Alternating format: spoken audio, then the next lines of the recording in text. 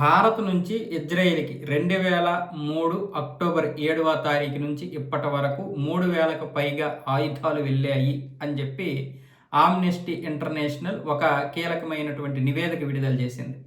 ఇందులో 2596 ఆయుధాలు ఉన్నట్లుగా ఆ యొక్క నివేదికలోనైతే ఉంది. దీనికి సంబంధించి ఆమ్నెస్టీ ఏం చెప్పిందంటే 2023 అక్టోబర్ 7వ తేదీ నుంచి వివిధ కంపెనీలు భారత్ నుంచి ఇజ్రాయెల్కు ఆయుధాలను సరఫరా చేసినట్లు రిపోర్ట్లో వెల్లడించింది. భారత్ మాత్రం తమ ఆయుధాలను ఇజ్రాయెల్కు అందజేస్తున్నట్లు ఆమ్నెస్టీ ఇంటర్నేషనల్ పేర్కొంది. ఇందులో ముఖ్యమైనవి ఏంటి అంటే 2596 షిప్మెంట్లలో భాగంగా సుమారు 3,90,516 military grade small arms parts, 5,64,970 explosive ordnance ఉన్నాయి.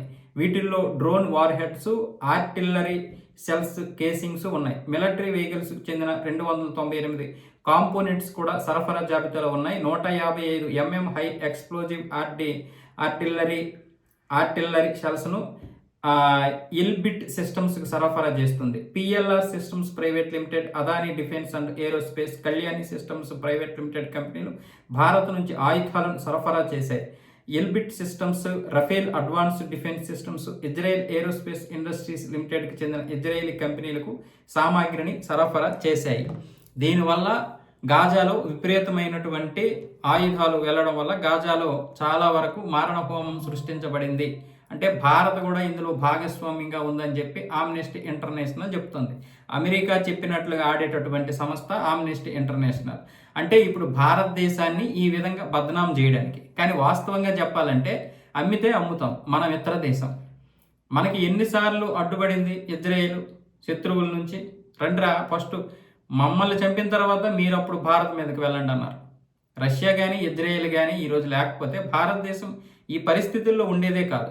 అంతకుముందు భారతదేశం వాళ్ళకి చేసినటువంటి సహాయాన్ని దృష్టిలో పెట్టుకొని వాళ్ళు మనకు చేసినటువంటి సందర్భాలు చాలా ఉన్నాయి.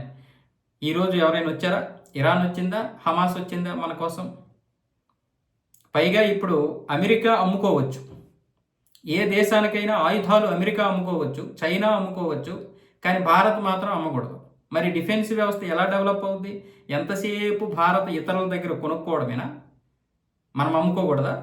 ఇది అంతర్జాతీయ ప్రమాణాలకి సంబంధించిందే, దానికి లోబడి ఉన్నటువంటిది. అంటే ఏం చెప్తుంది? ఇప్పుడు ఇస్లామిక్ దేశాలు ఏవైతే ఉన్నాయో ఇస్లామిక్ దేశాల్లో కూడా భారతదేశం తన యొక్క ట్రేడ్ చేసుకుంటుంది. కాబట్టి ఇస్లామిక్ దేశాల ముందు బద్నాం చేయాలి, భారతదేశం కూడా మీకు శత్రు దేశమే అని ఇప్పుడు నిరూపించాలి. ఇప్పుడు హమాసు అలాగే మిగతా దేశాలు, అంటే హమాస్ అంటే ఇరాన్ పెంచి పోషించినటువంటిది అనుకోండి, పాలస్తీనా మీద ఇప్పుడు మారణ హోమం సృష్టించినటువంటి ఇజ్రాయెల్కి భారత్ తోడుంది అని చెప్తే ఇరాన్తో సహా మిగతా దేశాలన్నీ కూడా భారత్ మీద, అంటే గల్ఫ్ దేశాలతో సహా అన్ని భారత్ మీద ఏమొచ్చేసి పగతో రగిలిపోవాలి. మరి అమెరికా అమ్మినప్పుడు ఇజ్రాయెల్కి, అమెరికాతో మాత్రం గల్ఫ్ దేశాలు, ఇస్లాం దేశాలు అందరూ కూడా స్నేహం చేయాలి, మిత్ర దేశంగా చూడాలి. అవసరమైతే వాళ్ళకి విమానాలు కూడా గిఫ్ట్లుగా ఇవ్వాలి. ఖతార్ ఇచ్చింది కదా ఎవరికి? ట్రంప్కి. అంటే ఈ ఆమ్నెస్టీ ఇంటర్నేషనల్ అనే కాదు, ఈ యొక్క పత్రికలన్నీ కూడా ఏ విధంగా ఎంత దారుణమైనటువంటి రాతలు రాస్తున్నాయో చూడండి. మన దేశము ఉత్పత్తి పరంగా అభివృద్ధి చెందకూడదా? అంటే ఏ విధంగా కూడా భారత్ చైనా లాగా అవ్వకూడదు. ఇంకా ఎక్కడ బదనాం చేయాలో అక్కడ బదనాం చేద్దాం. చివరికి ఇజ్రాయెల్ను కూడా విడిచిపెట్టలేదు అమెరికా. తనకు అనుకూలంగా లేదని చెప్పి ఆ మధ్య తన పత్రికలతో ఇష్టం వచ్చినట్లు గ్రాపించుకుంది. మనం ఇలాంటి కంపెనీలు పెట్టుకొని ఇచ్చేస్తే కదా మనకి ఉద్యోగ అవకాశాలు వస్తాయి, మనకి ట్యాక్సులు కట్టడం అవుతుంది, మనకి డబ్బులు వస్తాయి, మన దేశం అభివృద్ధి చెందుతుంది. ఇలాంటివి మాత్రం ఇక్కడ ఉన్నటువంటి కుహన మేధావులకు కనిపించవు.